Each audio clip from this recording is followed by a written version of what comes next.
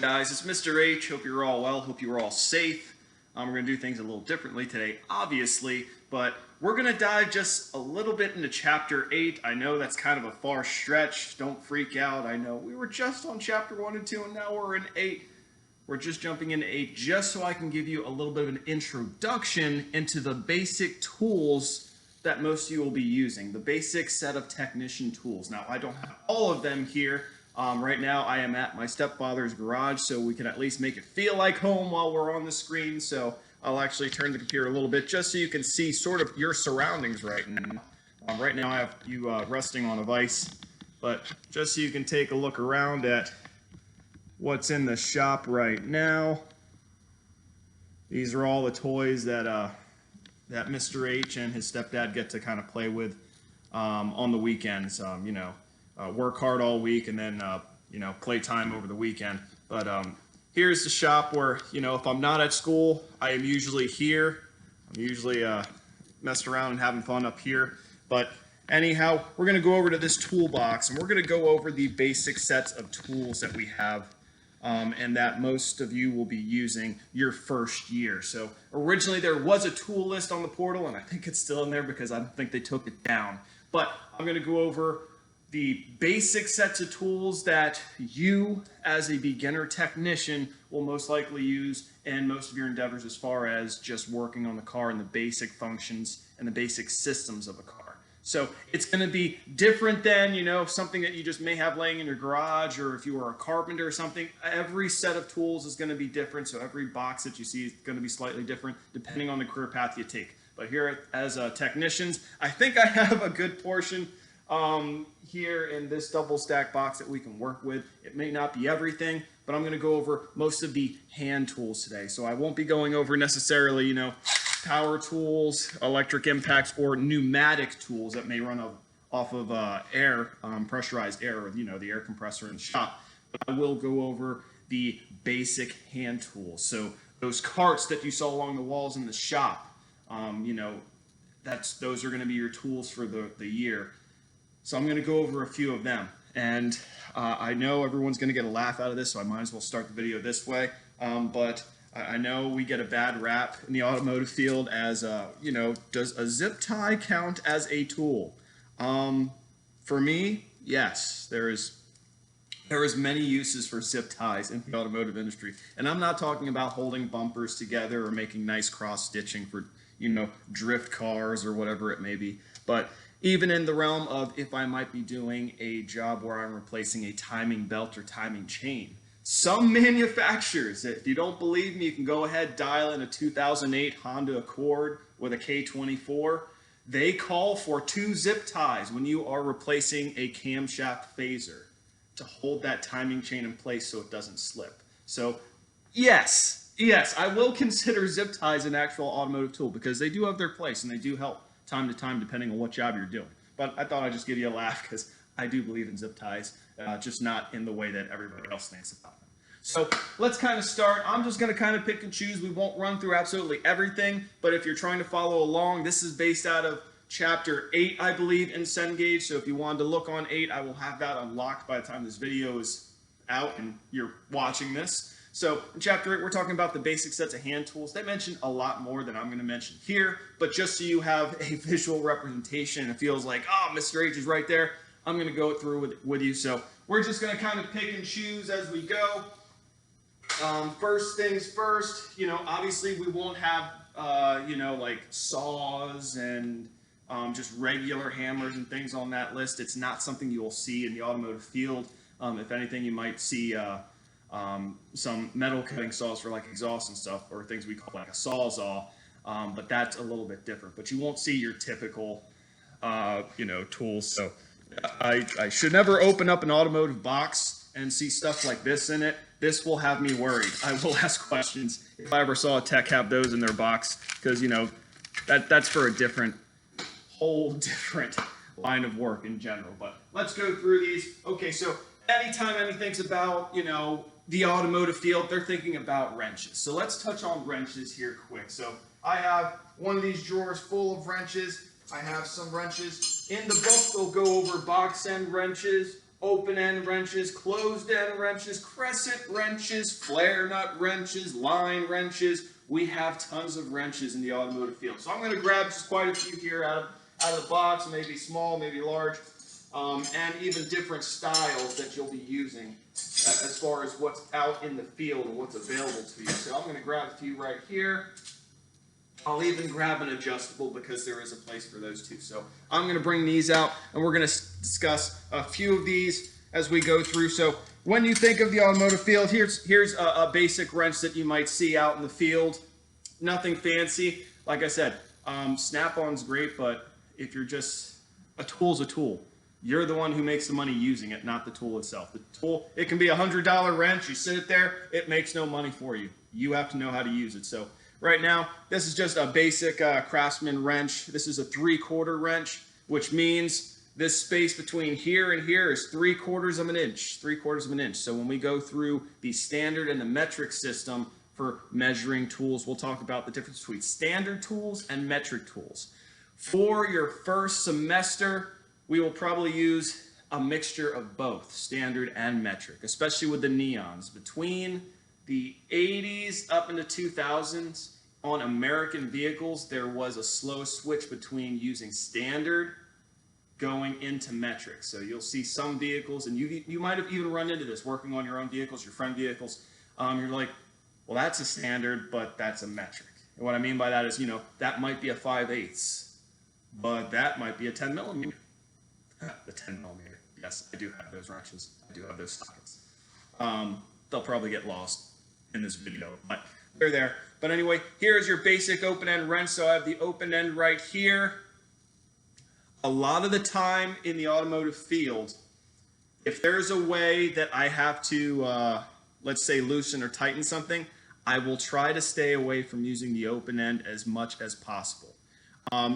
Loosening after it's been broken loose or just getting it to where it needs to be, that's great. But a lot of the time, I recommend using the closed end or a box end of a wrench just for the simple fact that it is very easy to round off a bolt if you're using the open end portion of a wrench. And what I mean by that is, if you're tightening something, okay, let's say if we're just tightening a bolt down, we're just snugging it up, that's perfectly fine. But once we get to the point where we're applying a lot of torque, a lot of twisting force, either trying to break it loose, it's very easy for this wrench to slip because it's an open end. And as well as you're only making 2 major points of contact. So here and here, that's my only 2 flats on the wrench. So out of all those, let's say 6 sides on that bolt, some may even have 12, I'm only making 2 points of contact. So it's very easy for that wrench to even just rotate and get wedged and round off on that head of the bolt or the stud or whatever it may be. But in the automotive field, if there is a way to use a closed end on something or even a socket, I highly suggest using that. It will fare out better because there's nothing worse than having a knuckle buster, because you don't want to have hands like Mr. H where they can get all scarred up. I don't know if you can see that, but the scars I have here and a couple of the other ones up here, that was from me having no choice but to use, let's say, an open end in a situation, and the wrench did slip. And, think about it this way. You're applying force. If the wrench slips, your body doesn't magically stop applying that force and be like, oh, the wrench is slipping, I'm just going to stop. No. Just always think about this, and this goes into shop safety too. If you are loosening or tightening something with a wrench, understand, think before you start. If the wrench moves or slips, or if the bolt snaps, where is my hand going to go? And what I mean by that, let's say the bolt is here, and I'm applying pressure, and I'm going forward. If this were to slip, where does my hand go? Something to always look at on a vehicle, especially if you're working underneath the hood, or if you're working underneath with suspension components, things that might have sharp, jagged edges, maybe a sharp end of a frame. Think about it. It just takes a split second to think about, okay, if something goes wrong, where does my hand go? It may save you a lot of fluid loss. We'll just say that, fluid loss, and pain later on. Because, scars, yeah, that lets you know you're out in the industry, but if you can avoid them, that's great. But anyway, we have open-end wrenches. We have closed end wrenches, or a combination wrench like I just showed you, where it might be both. So let me grab this 3/4 again. I got like all these wrenches in my hand. So just something like this combination has closed end on one side and open end on the other. And see, I told you I did have a 10mm. So here's a 10mm. They do exist and they don't always get lost. But there's another combination wrench. This is just a double-sided open wrench with 2 different sizes on each side. So this side's a 15/16 and this side is a 1-inch. So you'll have those as well. That's an open end. And then you can have closed ends that are what we call offsets. So here's an offset wrench. So what it means by offset is you can see that they are offset. So if you're tightening or loosening something, if you need an angle to just clear, let's say there's something here and the bolt is recessed down a little bit, they can help. And there's different types of wrenches like this as well. So, you know, ones with steeper angles, things like this. You'll see these, especially wrenches like these, when it comes to, you know, small components that might be really tucked in. Like if you're working on a distributor, or if you're working on a carburetor, some of those bolts are really tucked in and hard to get to. An offset will help you get to that, you know, because they do come down, they do have that nice offset to clear certain components. So there's different styles, different kinds. Those are just a few. Like I said, I'm not going to go over everything that's in Chapter 8. I'm just trying to give you guys sort of just like a opening your eyes as far as, you know, tools you may have seen, tools you didn't realize that were out there, what they're called. And I brought this one out just because these things are awesome. This is a ratcheting closed end wrench. So it's a 12-point, which means there's 12 points of contact.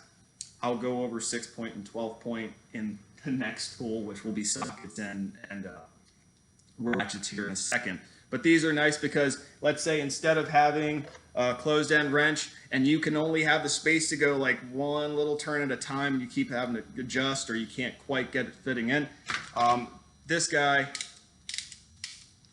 it just ratchets. Just like if I had a socket with a ratchet on it, it's the same principle, only it's flush, and you can really build up some speed even if you don't have a lot of room to work with. It's better than taking the wrench off, putting it back on, then getting the one.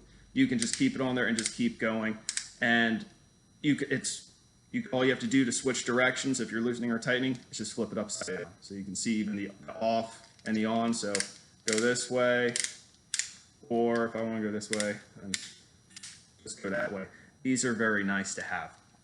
Not necessary, but they can get you out of a jam. So that's just a little bit on wrenches. Like I said, there's metric and standard. I also did get an adjustable out here because you may sometimes use these.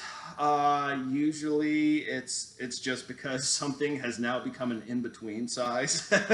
But there is still places for adjustables, especially if you just can't figure out what that size is, or if it's just something that just need to grab a tool quick. An adjustable is here. An adjustable is like an all size in one type tool. So this is probably like a 0 to 1 inch adjustable. So anything from nothing to, let's say, 1 inch. I can slowly adjust and get on whatever I need. These are not too bad because unlike the open end, these almost have more than 2 points of contact because there is that cut where it almost would match into the index of the bolt head.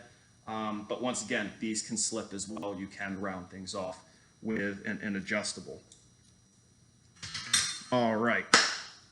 Since we're on that topic, I guess I should cover a few of the other ones that are very similar. So, of course, you can have different size adjustables. All those wrenches that I showed you, you can have different sizes on.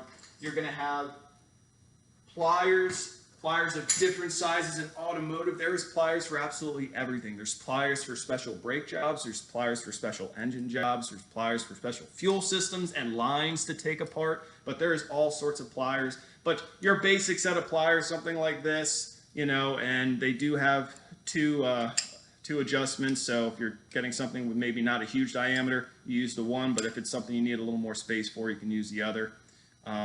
These are tools that you would find in just about any technician's box. Different size and different sets of pliers. But there is plenty of pliers out there for specific jobs. and what have you.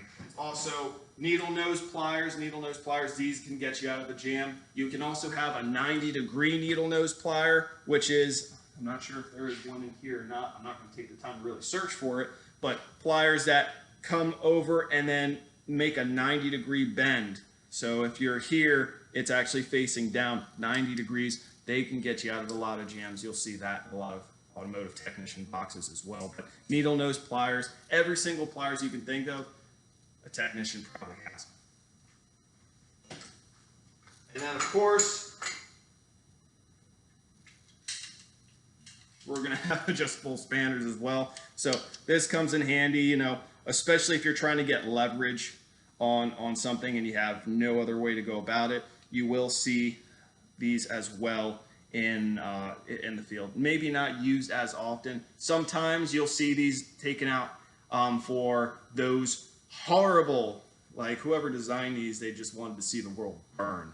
Those horrible hose clamps that you see on vehicles, the ones with the two tabs that you gotta press together that take like an ungodly amount of force to get off. So whether it be like a radiator hose or something like that, these guys come in handy because you can adjust them to, okay, got it, squeeze the two tabs together and then move that off of the coolant hose. So you can take a coolant hose or oil hose or transmission hose, whatever hose it might be, you can take that off, but you'll be using these a lot of the times, as well as the pliers or some other tools you may have. They actually do make a specific tool for those hose clamps, but that's a specialized tool. Right now we're going over just the basic hand tools. So we have those. Also, you know, different things as far as, you know, maybe it doubles as a plier and a cutter at the same time. So there's not exactly a serrated blade on here, but something to where, you know, if you need to cut something, like I had a zip tie, I could use the inside of these to cut it. So you'll also have side cutters, which may be floating around here, maybe not. I don't know. Like I said, this is not my normal box that I use, but side cutters as well, which is basically pliers that just cut. It's all it is. So we'll use them. Some people call them dikes, some people call them side cutters. Really makes no difference to me. Those two terms are kind of interchangeable, and they go through that in Chapter 8. But now, let's move on to the stuff that everyone recognizes in most shops. So let's talk about, you know, I may have ratchets, extensions, and let's also get a few sockets over here. Let me grab two that are very, I want to get two that are different here. Here we go. Okay, so we'll grab these. Okay, so what I grabbed here, the different ones you'll use in the shop, mainly for an automotive technician. Diesel is different. Diesel tools will be much bigger. But for the average automotive technician, you'll have sockets, ratchets, extensions in the sizes of 1/4 inch, which means this portion right here is just a 1/4 inch, 3/8 of an inch, and 1/2 inch. So right here we have a 1/2 inch. I'm not sure, there might be a couple other ones floating around, but for you as the beginner tech walking into a shop, and most technicians you're going to use for average vehicles, 1/4 inch, 3/8, and 1/2 inch. Like I said, right here, this is 1/2 inch. Right here, this is actually a 3/8, and then 1/4 is like your tiny set, the one with like the really tiny ratchet with the really thin and small sockets. That's 1/4 inch stuff.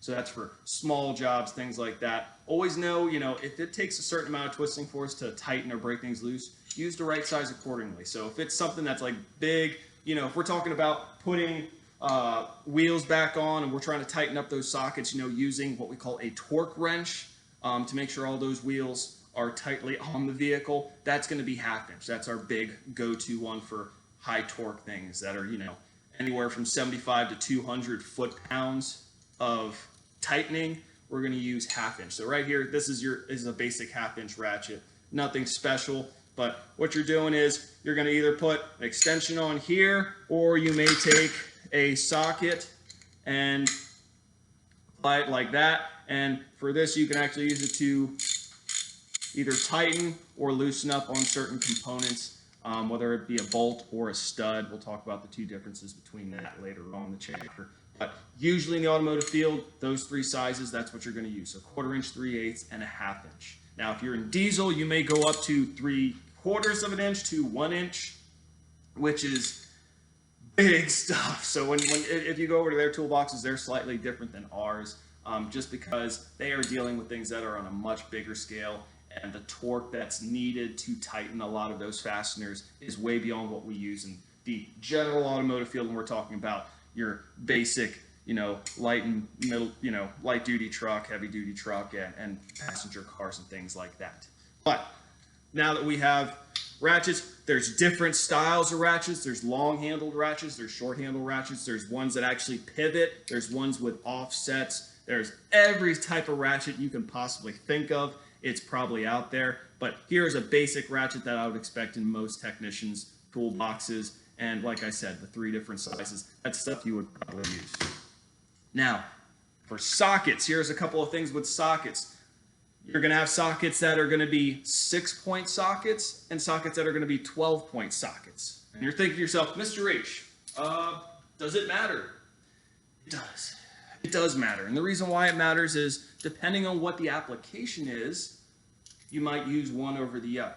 If I am doing something where, let's say, the bolt or the fastener is in fact a 6-point fastener, and I've got to make that really tight, or let's say if I'm loosening it and I know it's going to take a lot to break that bolt loose or that stud loose, what I'm going to use is a 6-point. The reason why is the 6-point is going to have a large majority of the surface area over the bolt. So if I have the bolt head, this goes over, and look at how many points of contact. If the bolt has 6 sides, and this also has 6 sides, I'm going to be making all the contact the whole way around the socket. So I want to make and take advantage of that.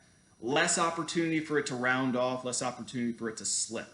So I'm going to use a 6-point for that. Now, 12-point. 12-point, you can see the difference here, not just in size. Obviously, they're 2 different size sockets, but 6-point here. Now I have a 12-point here. You can see I have all these serrations. So I have 12 points of contact on here.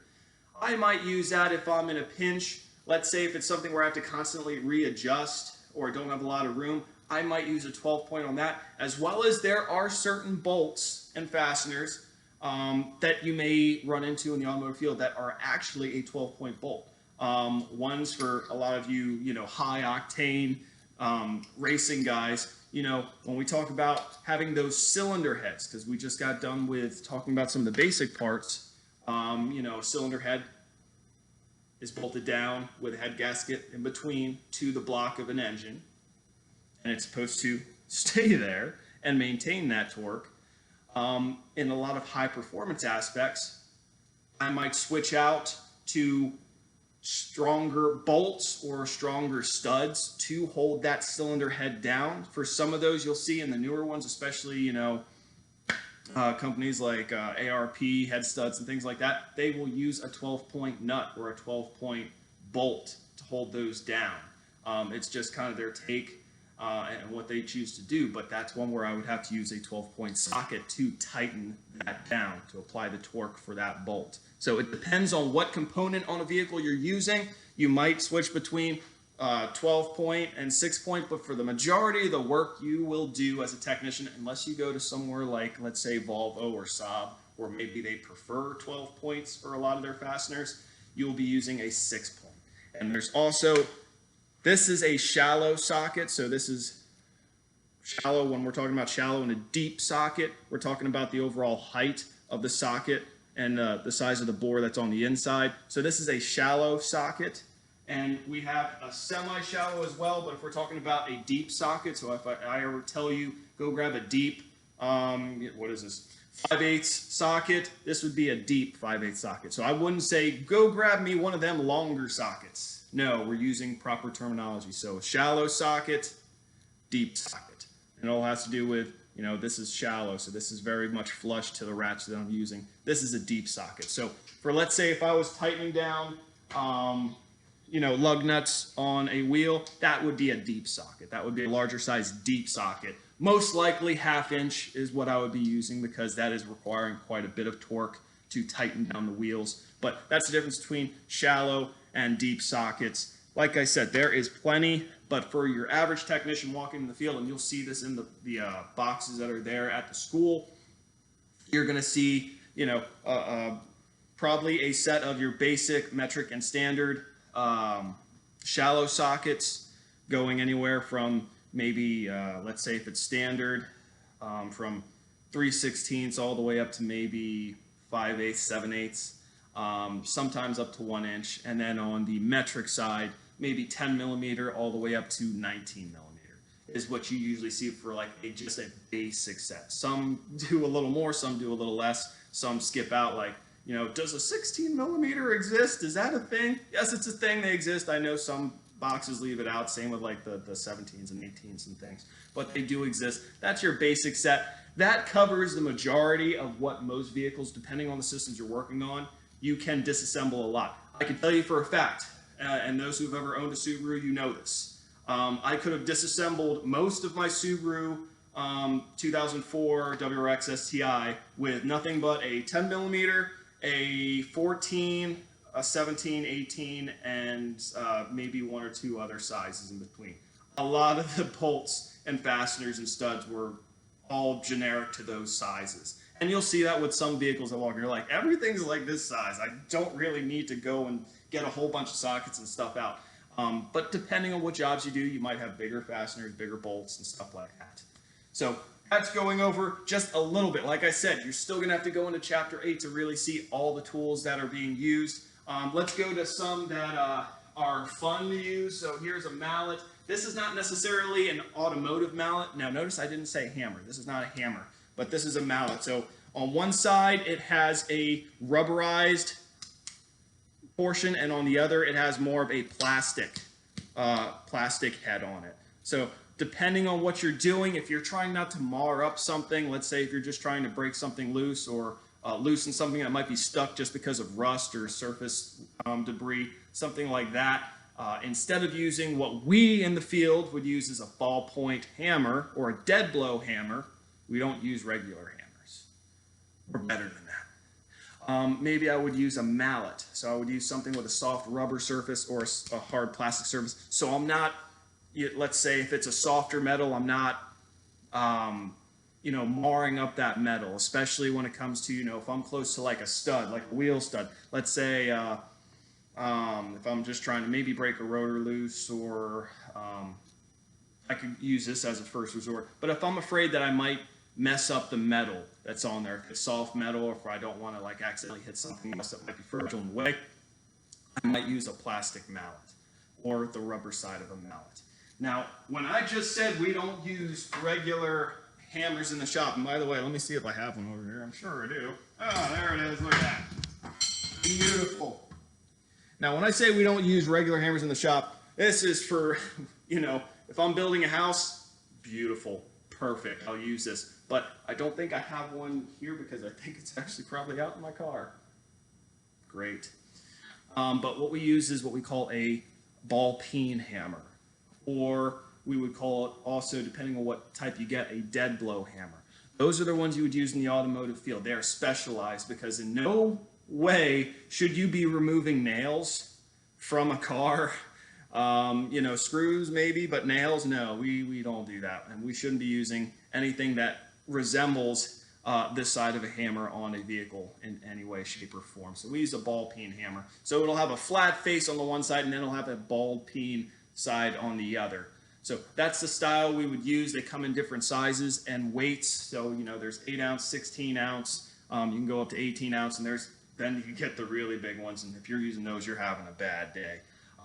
But also you'll have, maybe 1 or 2 different size hammers for, I think, your first year. I think in the boxes it's just a 16 ounce ball peen hammer, but that's what you'll be using for the majority. Simple things like, if something's stuck or if something needs broken loose. When we talk about taking brake drums off and, rotors that may be stuck to a hub, we'll talk about how you can just simply use just a little bit of penetrating oil and then just take one swift boom with a ball peen hammer, and that shock actually breaks that rust barrier that's between the rotor and the hub. And that's why, if you've ever taken off a wheel, like, why won't this drum or why won't this rotor come off? It's like stuck there. It is stuck there.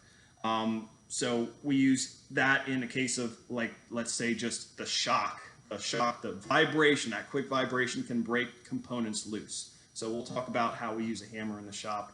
But like I said, never should see this. This is not the appropriate hammer for the automotive field. And this video is already setting, kind of getting lengthy. We're almost at, I can see the clock down there. We're at 30 minutes. And I don't want to take too much time because if you are currently in class and you're currently watching a video, and I do want to get back to talking to you guys on Zoom. So I'll try to speed it up just a little bit. Other tools you may see in a box, obviously you may have screwdrivers, flathead screwdrivers. There's a whole bunch. Flathead or flat blade, some people call them flathead screwdrivers. There is a place in this. Especially there's special ones for certain aspects. If you're doing carburetor tuning, you have special tiny screwdrivers just for that. Sometimes you see them, they're always sold pocket screwdrivers. You'll see that all the time for certain aspects. But we do use flat blade screwdrivers as well as Phillips head screwdrivers. So Phillips head screwdrivers, obviously, got the square indexed head on these. You'll have different shapes and sizes. You'll have ones that are super tiny. You'll have ones that are maybe a little bit on the bigger side depending on what you're doing. And you will also have ones where maybe it's you have an accessory rail for it. So we have different ones here. So we have flat blades on this side. We have a square key on this side, which you use very seldomly in automotive depending on what you're doing. Notice I have different styles of, there's all sorts of stuff on this. I don't know what it is. Yeah, the different styles of Phillips heads, as well as the Torx. So Torx is a big one. That's really starting to make itself known out in the industry. So Torx, like I said, once we get in the shop, we'll go over a little bit more than that. Will you use a lot of Torx bits over the course of your first year? No, I could probably say you will not. But there is a big push for that in the automotive industry just because of a lot of our stuff being metric and made overseas and stuff. That is something you're going to see a lot of. Even in our, domestic vehicles, there is a bunch of things that you might see Torx bits on. So if you've ever taken off the belly pan of, a 2014 Ford Focus, you'll see that belly pan is it's like a whole entire cover that goes underneath the engine and transmission. You got to take it off to do some basic maintenance like oil changes and stuff. It'll be like 15 little Torx bit screws that'll hold that on or hold that into place. You got to take all of them off. So it's getting more well known out in the field. And then you also have Allen keys and Allen sockets. So things like this where you might have a T handle. So the Allen style. These are tools that you also might see in a technician's field, but usually he'll have them where it's just attached to a socket. So they do make a lot of these where, instead of just the socket itself, it might be a socket with that bit on it. Oh, look, I almost made it look like it's an actual tool. Where it's just a bit like that so you can attach it to a ratchet to take things on and off of a vehicle. So here's just, like I said, just a few. I'm not touching on everything that you're going to see in your box, but I just wanted to give you guys a rough little introduction of things you might see, and just so you have something to go on. So I hope you guys kind of enjoyed this mini shop session. We might do it a little bit more on and off, depending. Like I said, hopefully now it's just going to be a week and a half until we're all back in the shop together. But I hope you enjoyed this. For those who are in the shop right now, you'll probably get a little dose of this while you're out and about. And for those who are online, obviously we'll pick up and we'll keep doing what we're doing. But hope everyone's staying safe. Hope you enjoyed the video. Hope you took notes. Everything else is in Chapter 8.